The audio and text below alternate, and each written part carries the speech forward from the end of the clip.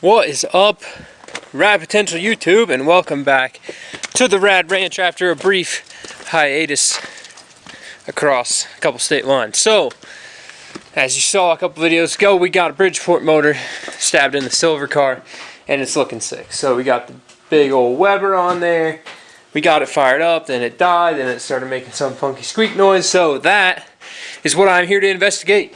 So, things to do today, right now, before I pull this car out and pump a little time into another project. I got a coolant leak right here, and then I have to just get the car out of the garage so that I can sort out the fuel system at a later date.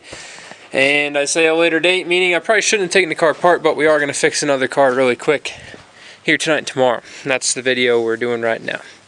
Maybe. Yeah, I probably won't. You've seen me fix thermostats. So I'm going to fix that coolant leak, and I'm going to use kind of some jerry rig stuff to make the fuel pressure work enough to start it if I can. If not, I'm going to roll it from here to where the tractor is, and I'll probably move the rotary truck first and just put it there for now until my parts come in.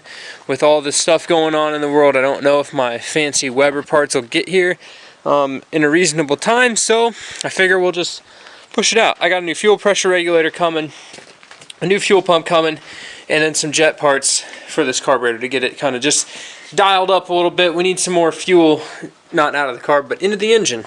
And also, I'm going to order, if you remember me talking about my top cap being cracked right here, I have ordered a piece that goes into this, and I'm going to have my buddy TIG weld that together.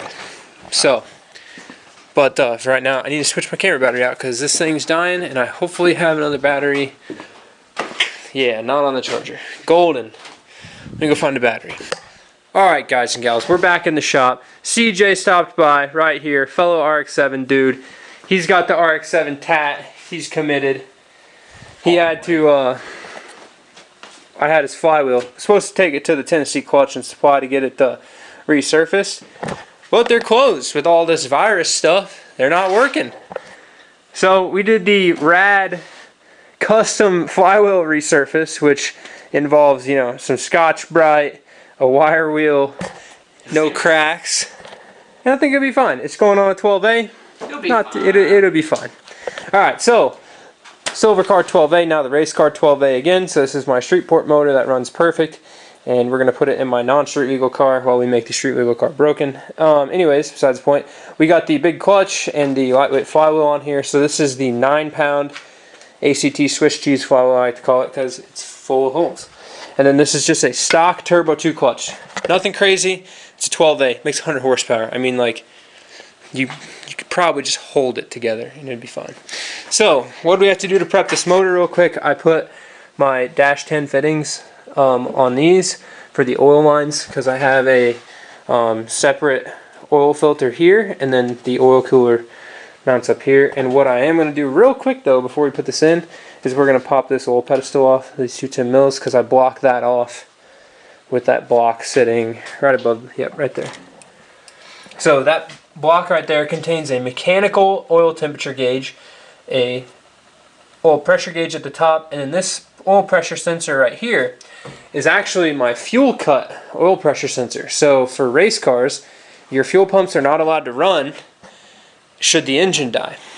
So like if the engine shuts off, your fuel pumps have to shut off. You can't have them be like toggle on off like the old school race cars. So what that does is that is a 3 psi oil pressure switch. So when the oil pressure is below 3 psi, yes, it makes more than that while you're cranking. So it will turn the pumps on once oil pressure starts building. But once oil pressure turns on, it kicks a relay on, which kicks my pumps on. So that's how that works. Basically, you can, if you flip your car over and crash and burn and die, and it shuts the motor off, you won't blow up because all the fuel got pumped out and made a big mess. Because this is a carbureted vehicle, so if it flips over and the fuel pumps run, it will literally just piss all the fuel out of the carburetor into the engine bay, which is hot and fiery and death. So we're gonna go ahead and pop this in real quick. Safety and yeah, is number 2 priority. Shouldn't. Yeah, safety's number 2. Being rad's number 1. So we're gonna pop this in. Cue the fast-pacedness. You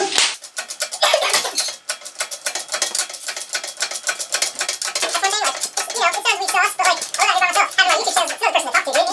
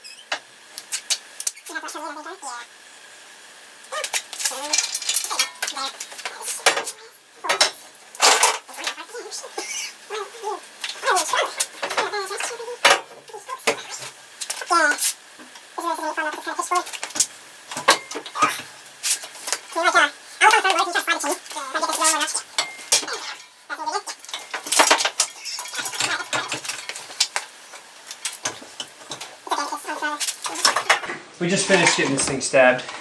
We had to acquire our watering can because when I took this apart, this is what I had close. This has all the nuts and bolts in it to put this car back together.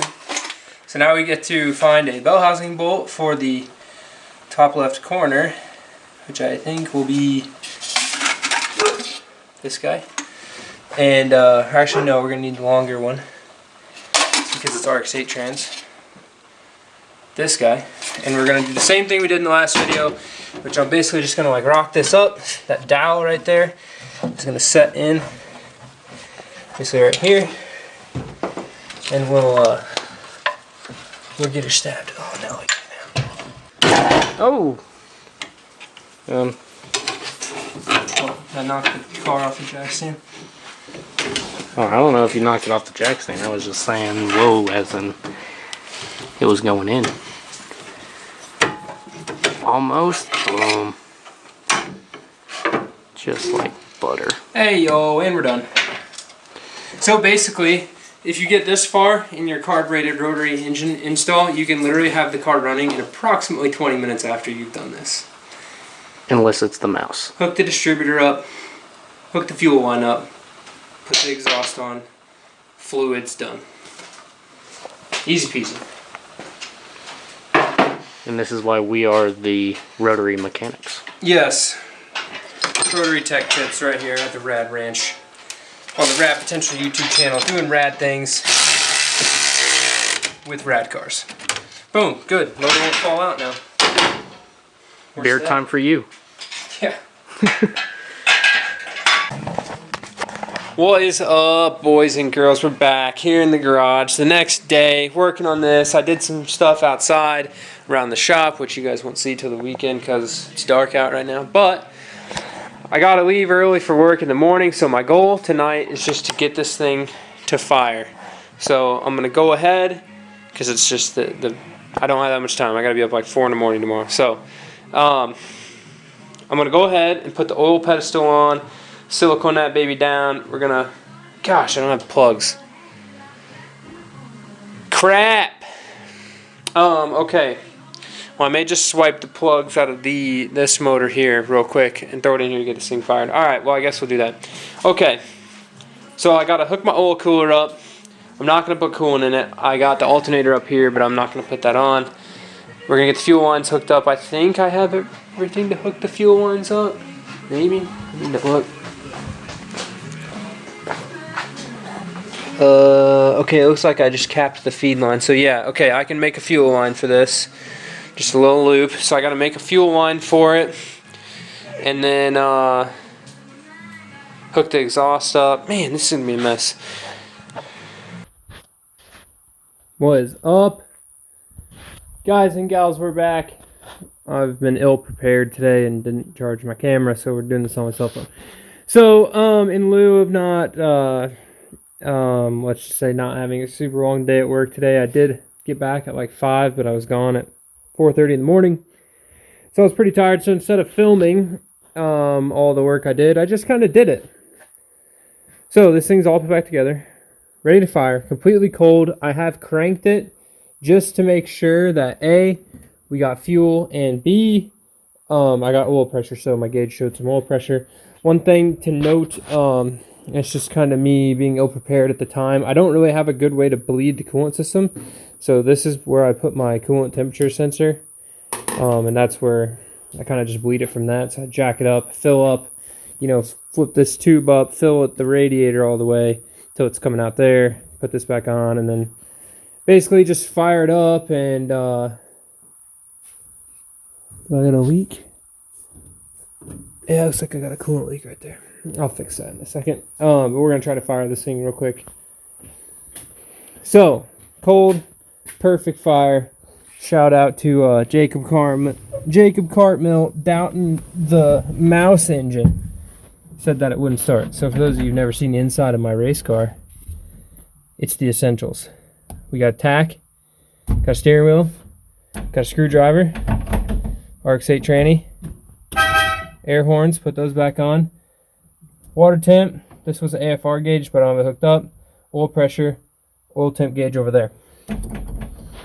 And these are like lights and stuff. Service lights back here, light up the insides when you're working on it. And then reverse lights, because you're supposed to have your reverse lights working for tech inspection. But like my little hack is they're on a switch. The little hack for the car is they're on the switch because RX7 tranny just didn't hook up the reverse lights to that, and it's nice to not have wires. So anyways, let's just get right to it.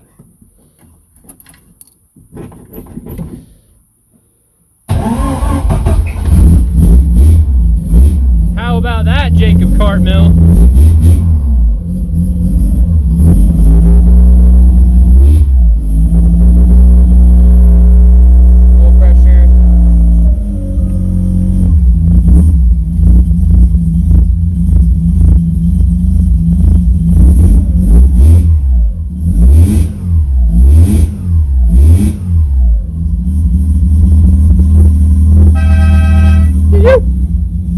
Love my air horns. Super fun. Alright, well,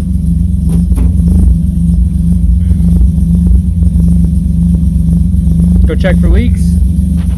See what all we got.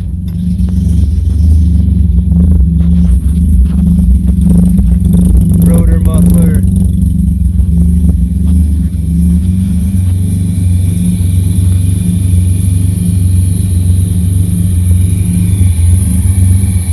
About 10 pounds of fuel pressure, that's good.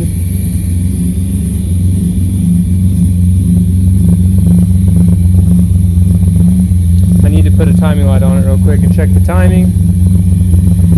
Not seeing any major oil leaks. Oh, I saw a drip.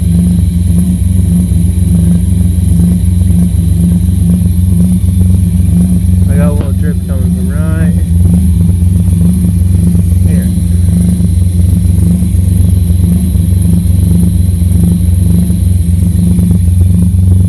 Oh, it just looks like water. Is that thing leaking?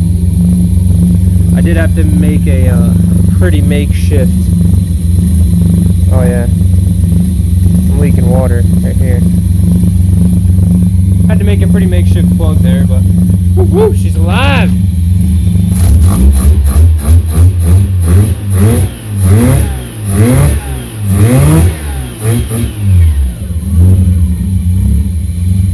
Timing seems pretty decent for just stabbing it. We'll check it real quick.